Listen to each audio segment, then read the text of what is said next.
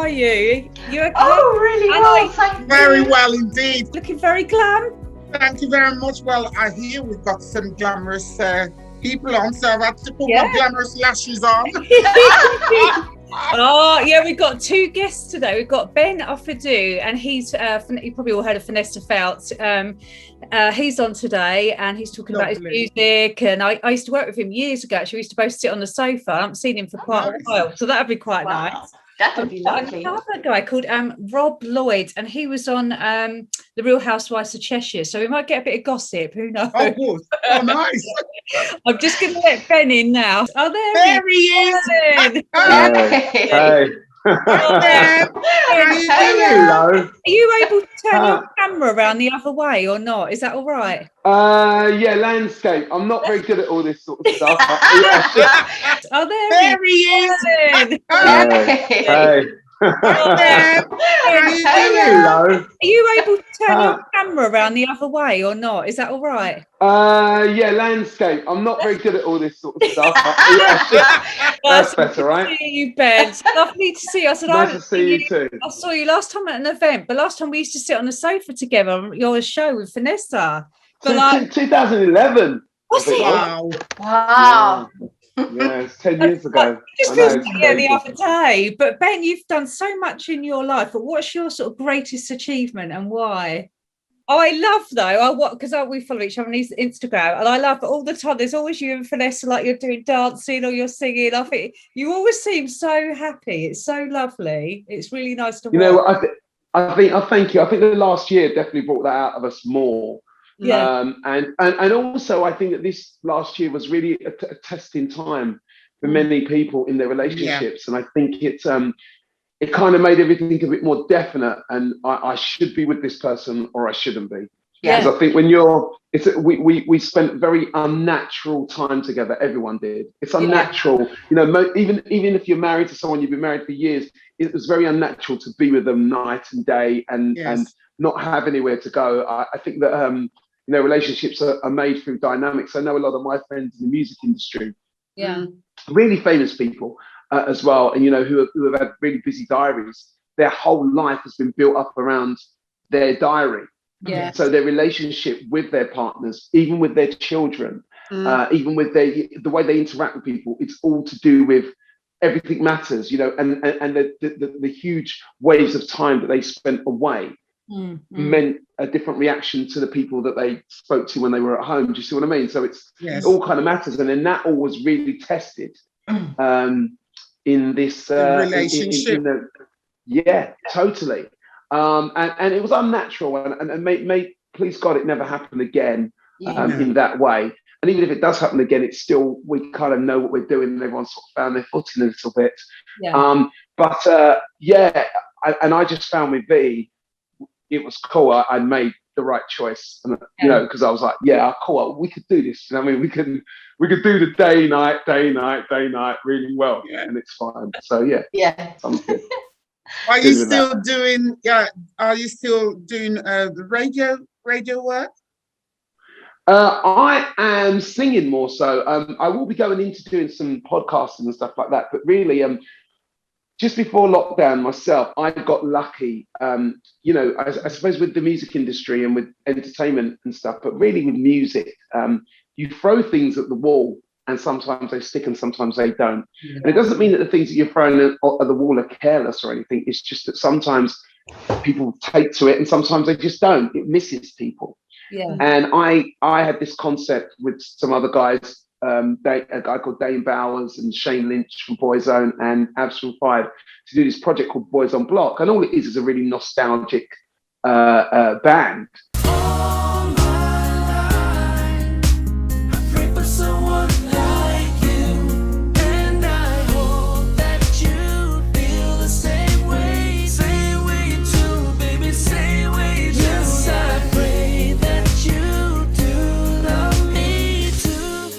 So it's a kind of thing that, you know, you come and see us, and we celebrate the 90s, and we celebrate all the classic hits that we've been lucky enough to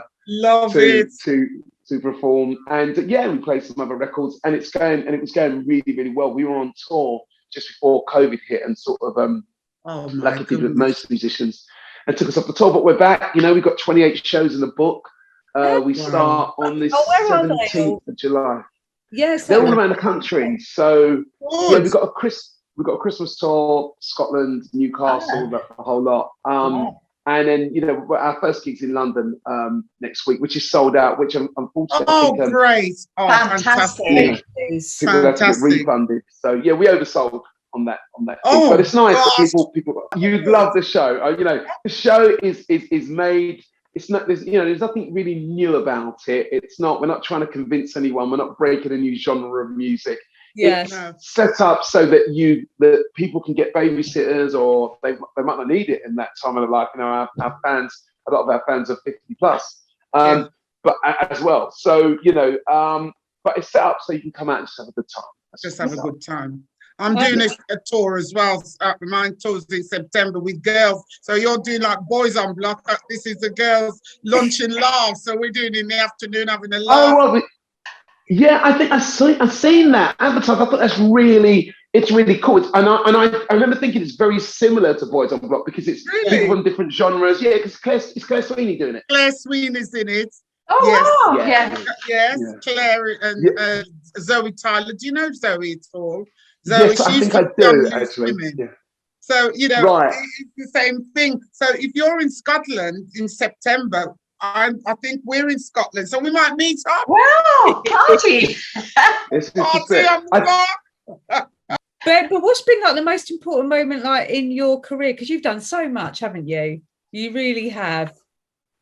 Thank you. I think you know, the record, all to do with that. You know, before most things, I was working up to Turn Around. So I was in a boy band before that wasn't quite successful. I made house records in the late 80s, which was kind of like anonymous house records. House was kind of an anonymous music, so people weren't really, you know, known for stuff in those days. Yeah. But I think, you know, that's a small record. I think that time, that was the peak, and it was the poster record for house music in 1999, and it is kind of like a poster record for that era, and it symbolized the whole crossover of dance music in the national charts, and it sort of symbolized the crossover of Ibiza as a culture, and it became mainstream, really, really mainstream, and you know, sort of I remember we did Party in the Park, and Prince Charles was there, and Prince William and Prince Harry at the time, and it was just an amazing thing. It's like 100,000 people, and they're singing "Hey, what's wrong with you?" and it's crazy. Like, and a year before that, I was on the dole. A year before that, I remember being on the dole, and I just remember thinking, "Oh my gosh," you know, as in feeling in a really bad place because I was in a band and we were dropped, and then I was on the dole, and I really, there's no way I could have ever predicted that this time next year I'll be on the stage. Prince Charles will be singing along to the song, as well as 100,000 people in Hyde Park. So that was an amazing achievement.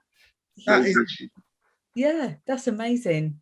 Totally incredible. You know, did you when you were down and on the dole, did you call for help? Did you pray? Did you just say, "I need help"? Because something happened for that turnaround to happen? I'm getting very spiritual now. Definitely. I've always been a big believer in God. In fact, the B.I.G., you know, people call me Big Ben. It's Believe in God, Ben. That was my whole thing. So I've always Gosh, that's great. I've always been a big believer in God, and always been quite spiritual and church-led and stuff like that. And then when we were dropped, I was in this boy band that was dropped by a major label. I went into, and then about 5 months after we were dropped, I had Bell's palsy, which at the time I didn't know I didn't even know what it was or how it happened. But I think, and the doctor sort of told me, sort of like at the time, it's just stress, just come from stress. They said that's the only thing that they can relate to it, because they still don't know how it comes, and it's like the stroke of the face. Really? And Wow. yeah, I went through this real struggle with my faith and with God. And I was kind of like, I don't see, why have you done this to me? And, you know, I went to this real blame. I was a very young believer and I didn't know. And anything goes wrong, blame God. well, you've done this, Lord, why have you done this? And we had this real sort of to-ing and fro-in and stuff like that. I wouldn't go to church at that time. I wouldn't, do you know what I mean? There was nothing that interested me, and I was like, woe is me. Yeah. And then what happened was I became really, really angry with God. And then after a while, I just thought, whatever, you know, I must have done something to upset him, or what, I don't know why. Why has he picked on me? Why does it always rain on me? It was one of them. And then I said to God one day, oh God, I can't smile. Because you know it can torture your face, so kind of like that. So I can't smile, and I said, "Please, can I have my smile back? That's all I would like. I don't want anything else. If I got my smile back, then at least people could know if they open the door for me or I open the door for them, they're appreciative. Because I'm on the train and I'm traveling, and you know, I didn't realize how much I smiled. Until that it happened. It wasn't there. And then until it wasn't there, then when it got taken away, and I said, just that. If he can give you that back, I can live my life. So it's amazing when I gave up the chase for music or fame or whatever it was I was chasing, but I left it. It left me. I was like, whatever. I'd just be happy as a man that can smile and then I get on with my life, you know. And then it was like, and then it was about 2 weeks later, then I got this call, and it's like, oh, will you come down to Brighton? It was one of the boys that called me. Said, would you go? No, it was my manager called me and said, you met some boys in the studio in London who were that small years ago, and they want to come down to Brighton, and they want to know if you want to sing this song for them. And I was like, really? What? And I was thinking, and my face was like just getting better, but it was still a bit thing. So I remember traveling down to Brighton thinking, oh my gosh, I hope they don't notice that one of my eyes doesn't close properly and my face is slightly contorted. And they didn't. And we just got on like a house on fire, and they played me the song, and it was like it was an old school house guy, not house guy, an old school soul singer. And I loved soul music. Yeah. I could sing like that. It wasn't like R&B.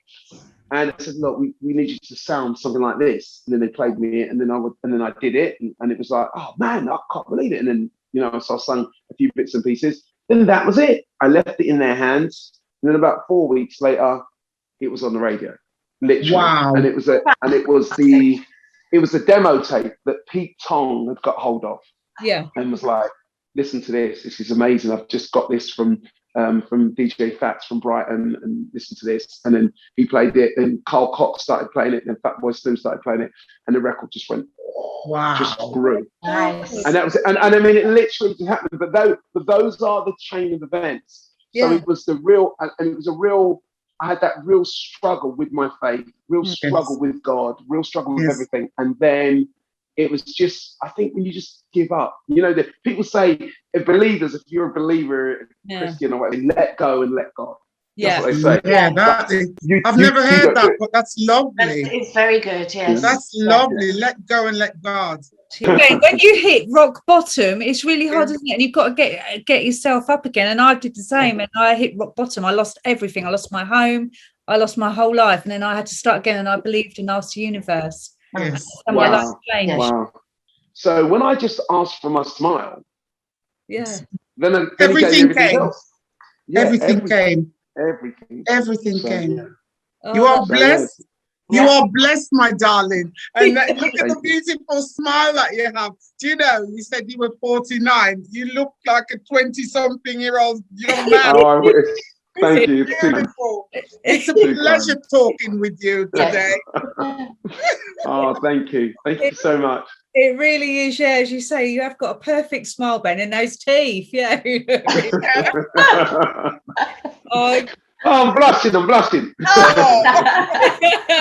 You see, we are, that's what I'll tell the girls when we've got a bit of eye candy, they're like, oh, it's exciting. We don't want Vanessa coming after us. But thank you, Ben, and thank you for coming on. Thank you so much. Thank you. God bless. Take care. Thank you. Bye-bye. Bye. Darling. Lovely. Bye. Bye, sweetheart. Oh, he was lovely, wasn't he? And like, gorgeous.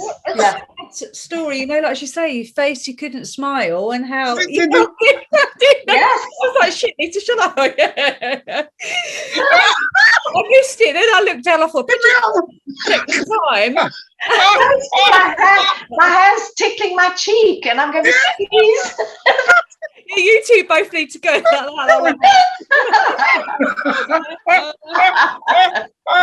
Hello. Hello, lovely. Honestly. Hi there. Made it. Oh, Rob, it's really lovely to have you on the show. Really appreciate you coming on. And I thought there's loads to talk about. But you've got so many different things, haven't you? And I love what you're doing at the moment. You're taking a year out to spend and do lots for charity. But that's good. I know it's so lovely, but I want to just go back. Like, how did you first start out in business initially? Because you've got so many things on the go. I'd just love to. Oh God, have you got 10 minutes? I suppose going back to the Eatonfield days is when back in 1998, I set up a property company called Eatonfield. And in 2006, I floated it on the London stock market.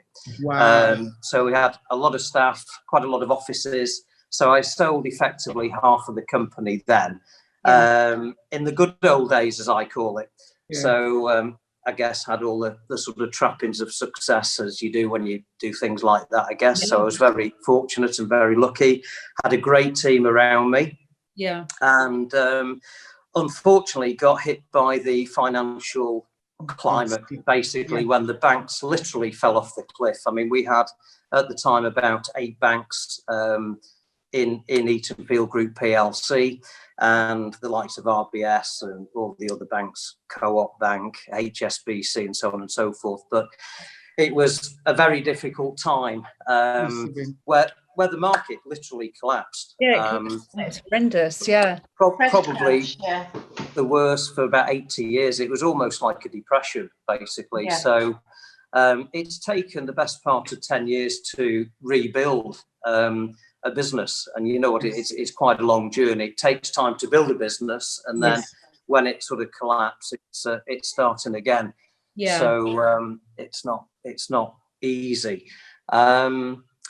And then really building the company again, effectively. It's a property company to all intents and purposes. So we get involved in retail, for our sins, industrial, house building, strategic land, things like that. And, you know, I've got a small team and we're just building it up sensibly. And what happened, I did the London Marathon back in April 2019. Wow. And which that's 20, is that 25 miles? 26. 26. 26 miles. 26. That extra mile makes a big difference. Of course it does. So I ran that. Yeah. And, well done. But it took me 7 hours to do. Wow. Now, and I knew something was wrong at the time. Yeah. Because after that I had first of all, it was embarrassing the time because I thought I'd run it in about 5 hours, which is sort of kind of sensible time for me as a non-athlete and not very fit type thing. I'd have been 14 hours long, I'm sure. Right, so in 2 days I still would be done. So straight after that, I was having quite a lot of nosebleeds, which was a bit alien to me. I never really suffered with nosebleeds. Long story short, went to the doctors and he said, we better send you for a blood test. Yeah. That afternoon I had a blood test, and by the time I'd got home, I got a call from the doctor to basically say, you better pack your bags. You're off to Glenclwyd Hospital. I said, is there a problem? And he said, they'll tell you when you get there, but if you go to the cancer unit, they'll enlighten you. Yeah. And I said, oh, that doesn't sound too promising, basically. You know, I was kind of chilled, but, you know. Yeah. And I said, is there a problem? Have I got cancer? And he said, well, expect the worst. Wow. Oh, lovely. Oh, thank you, doctor. Bedside manner, ink. So that wasn't brilliant. Anyway, I got there. They were all waiting for. There was about 7 people, mixture of consultants and doctors and the nurses and things like that. And within about half an hour to an hour, I was on a drip. So they obviously had analysed the blood and this, that, and the other. And suffice to say, they diagnosed me with having lymphoma, which is a cancerous of the... You've gone silent. So cancer of the... silent. A cancer of the...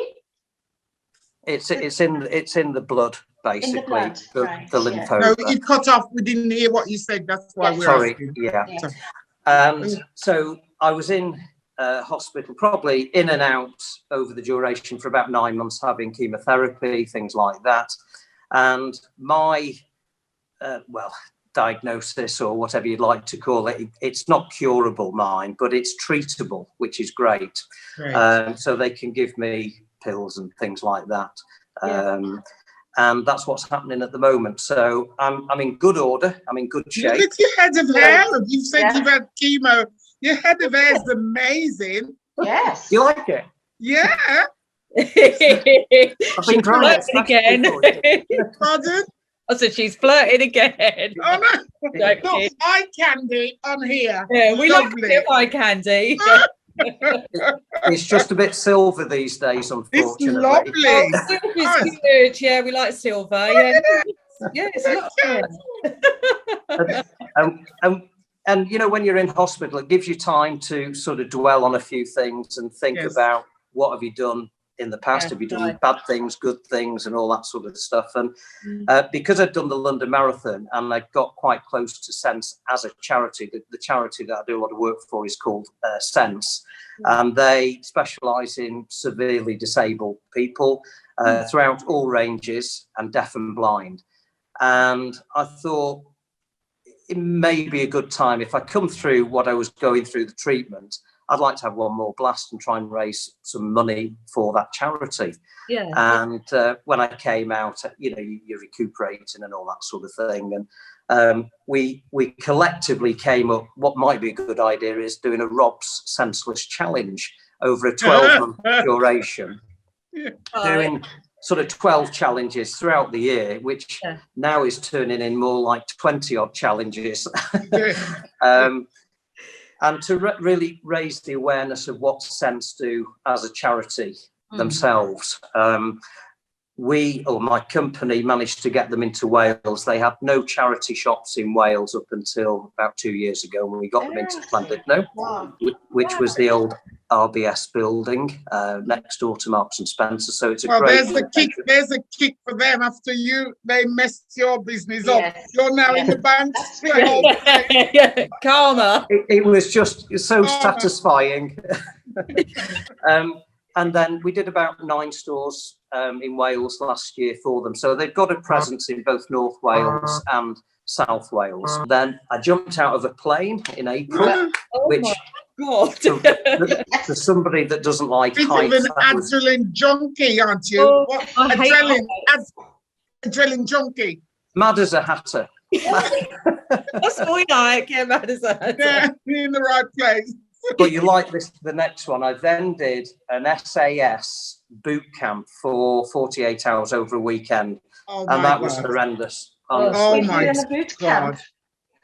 Yeah, so it was everything from, you know, starting at 6 on a Saturday morning, then you're going through training sessions, and you know, you're getting shouted and screamed at by these guys who are sort of former SAS and paras and what have you.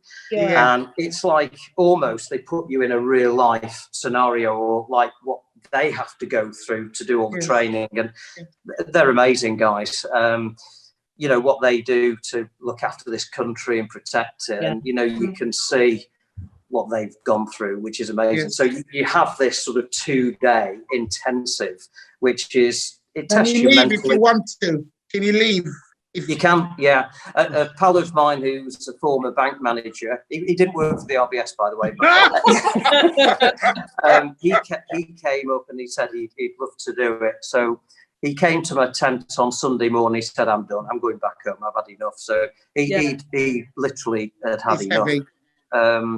But it was a great, I wish I'd have done it 25 years ago, because it does teach you a lot.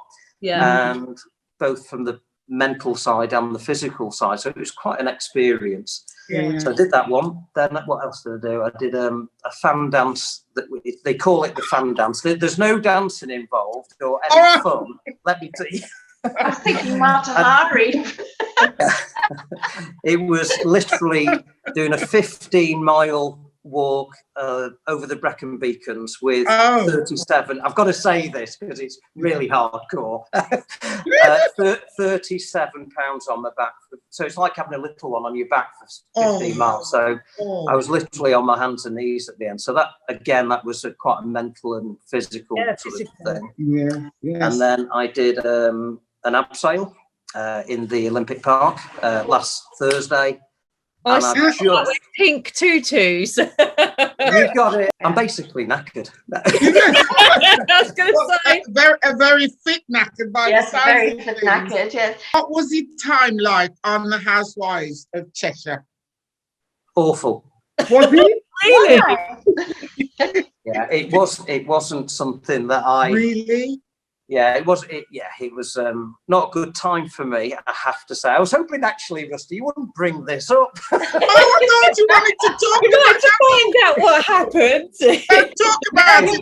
And by the way, the charity is really doing well. I'm so sorry, No, honestly. It wasn't it wasn't my cup of tea. I mean, if I'm being candid and honest, it was probably not the best move I've ever done. We won't see you on there again. Is that? Absolutely not.